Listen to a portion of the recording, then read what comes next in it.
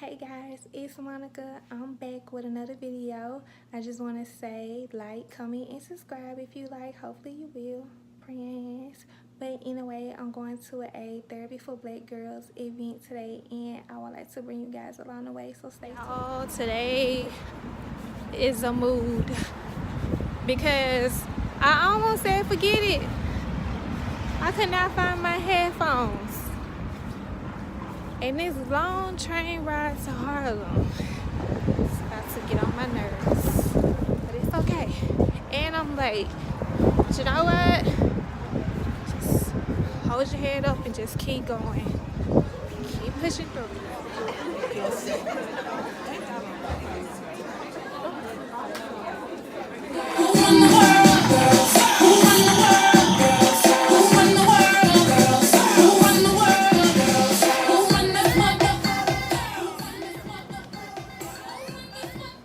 Now I'm on. Hey y'all. Hey. How's it going? Y'all look so lovely even though I can't quite see everybody. Well, thank y'all so much for joining us this evening. I'm super excited to see everyone. And I definitely want to welcome to the stage our First Lady, Charlene McCray.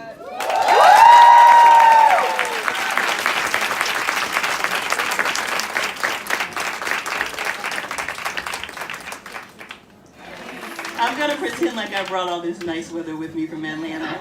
I know I can't take full credit for it. So, First Lady, can you tell us a little bit about your role as First Lady? What kinds of things have you been doing? I've been staying very busy. Yeah. You know, when my husband got elected, I said I was going to be an active First Lady, and I have stayed true to my word.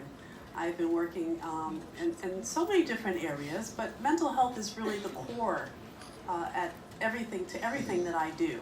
So my work with LGBTQ young people, making sure that they're safe, supported, and healthy, is part of Thrive. Our thank you for all the work that you've done, especially for the director. I think it's been amazing.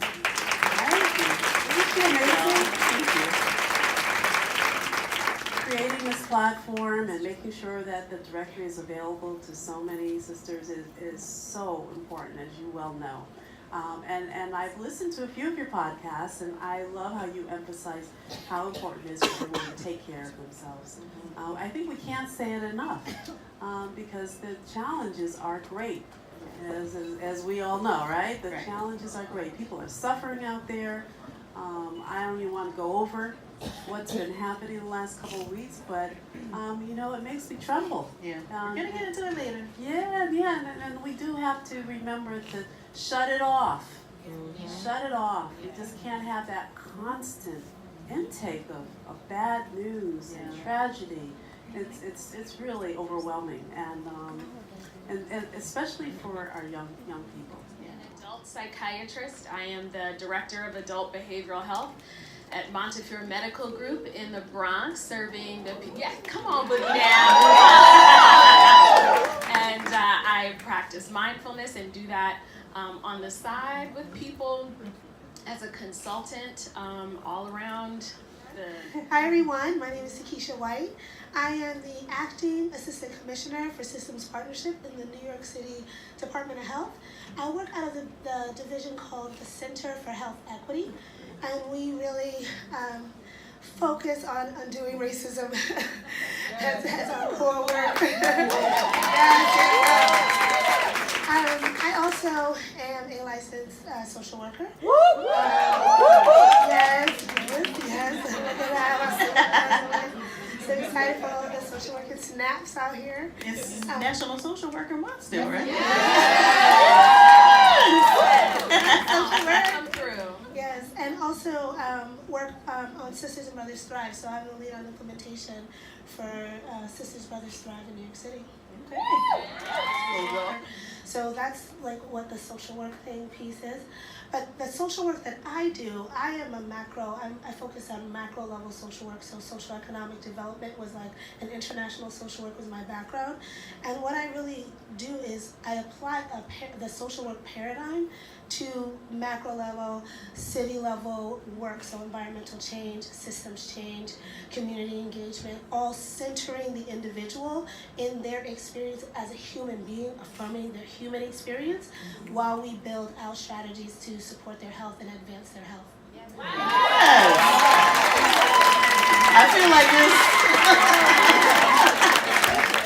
I feel like we are answering pageant questions here. This is our platform. Your health is not only related to your mind, it's also related to your body. They are one.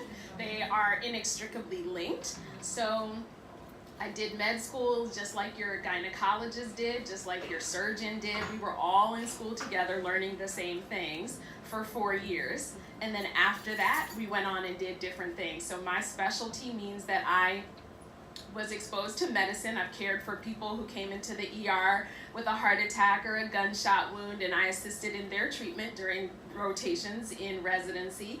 I assisted people after they had a stroke. I went to the OB floor because, like it or not, people with schizophrenia have babies too. People with manic depression, people with bipolar disease, they have babies, and they deserve all the good care that they can possibly get from somebody who's compassionate and knows what's going on with their body and their mind, and who can take the time to come up with treatment plans and work with social work and psychology to make sure that the whole system is taken care of, this whole family gets taken care of. So in my work, I treat the body and the mind. Wonderful. Give it up for And I in counseling psychology, which required 4 years of undergrad, 2 years of a master's program, and then 4 years of a PhD program, a year of internship, another year of postdoc, another year of supervision, all of these hours, right? So we may get into that later, like some of the barriers that keep people out, because look at all that time. Like, who got all that time? Right. So can you speak to that? Like, can you tell us, like what kinds of things can we maybe do? We have a request for you to speak to that. What kinds of things can we maybe do to make sure that we are advocating on our own behalf? But what kinds of things could you maybe be talking with your colleagues, and what kinds of conversations do you all need to be having with yourselves? Not to put you on the spot, I'm just saying. To really make sure that the numbers that we're seeing, don't continue the way that they are. Right. So I think part of the work that gets done in medical school is acquainting people with their own humanity and the humanity of others. If we're lucky, if this baby will give me permission to talk, right? Because we do, in our work, we know that it takes all of these people, all of the public, all of our staff to kind of create an environment where we can thrive, where we can live, where we can not only take care of ourselves but our loved ones. So part of that means, as med students, learning how social systems work. And does that always happen everywhere all the time? No. Do some systems of oppression sort of find their way into the minds of medical students and find their expression in how people are treated? Absolutely. So at the medical school where I'm on faculty, Albert Einstein, we have a committee for diversity and inclusion, because we know, just getting in the door of med school was probably difficult for some people. So we want to make sure that everybody knows that they are welcome. So what are we doing to make sure that the diversity of the community is reflected in the school? What are we doing to dispel myths around certain cultures, the beliefs that Black people can tolerate pain better, so we aren't entitled to the kinds of treatment to address our pain, that we should suffer emotionally unnecessarily, all of those things. We are actively working to make sure that each class of medical school students comes in and gets almost reprogrammed in a way. Yeah. And can I also add, when I said, because I feel like this might have come out a strange way when I said, like it or not, people with serious mental illness have kids. I don't want to set up some weird dichotomy where, as if I think certain people are deserving of fertility or not. I want to make that very, very clear. I think we in mental health really strive to make sure everybody knows, we all come to this planet with any number of things that can happen, any number of mutations, any number of family histories and traumas and things like that. We are all deserving, and so I think what I try to do, and I'm sure what you do, is to advocate for people when they can't advocate for themselves. So I just wanted to make that clear. Yeah.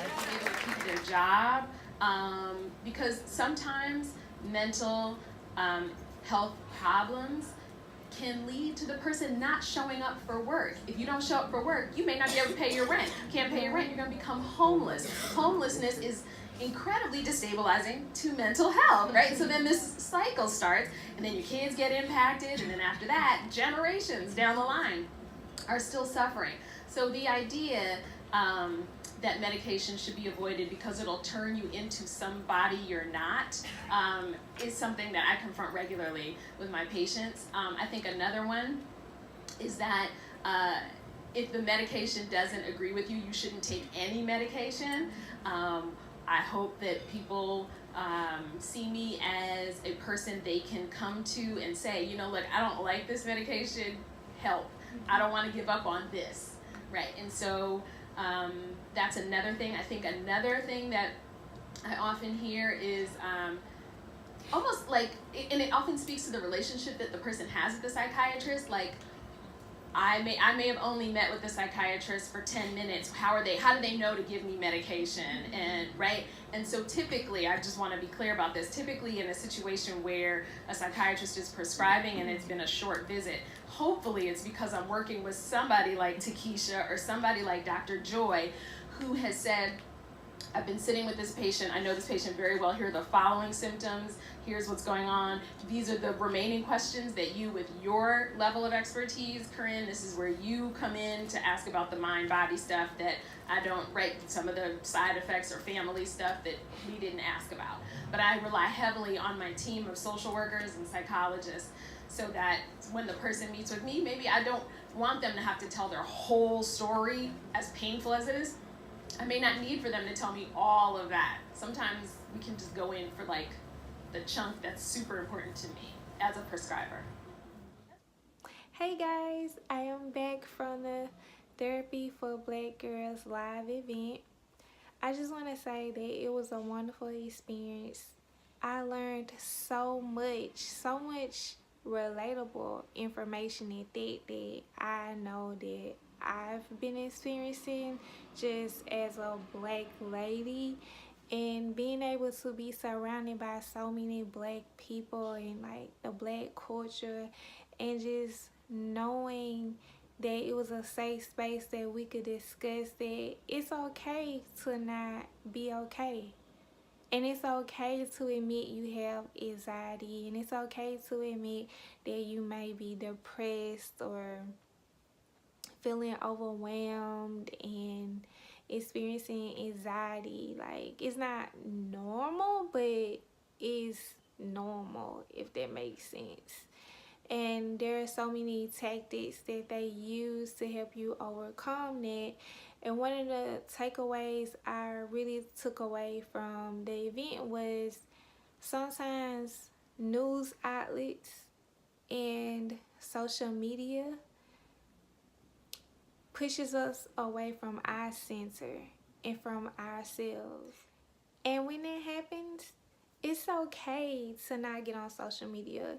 It's okay to not listen to different news outlets, and take away as much time as you need away from social media and toxic friendships and relationships. You just have to pump your brakes, take a step back. Excuse the traffic outside if you hear this in the videos, because I live in New York City and you know it's constantly traffic. But anyway, and you have to just unplug. And one of the number one things I remember being discussed was meditation, taking deep breaths, taking baths, lighting a candle, writing in a journal, go out and be in nature, interact with a pet, and interact with loved ones. Surround yourself with people you love and healthy relationships, and just having a good support system.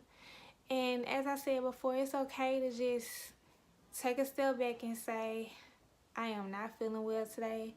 I am not okay. I might need to see a therapist just to vent to. And it's okay to request a black therapist. It's okay. It's okay to do that.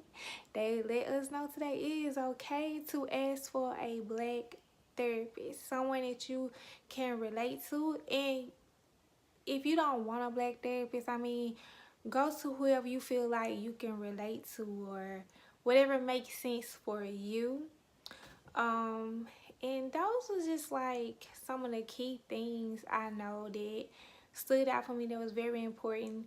I also learned that environmental stress leads to depression. Environmental stress, for example, like the issues with, Black Lives Matter, or the police brutality, or racism, or just being constantly stopped by police officers, and the things that's going on with politics and all this kind of stuff. That's environmental stress, and that also leads to depression. I was like, whoa, that is so true. That is so true. Oh my gosh, oh my gosh. But yeah, so I hope you guys like this video. I hope the clips that I'm gonna insert, y'all enjoyed them as much as I enjoyed them, and I just wanted to let you guys know of my input. And if you like this video, give me a thumbs up, and if you want to subscribe, go ahead and do that too. I would greatly appreciate it.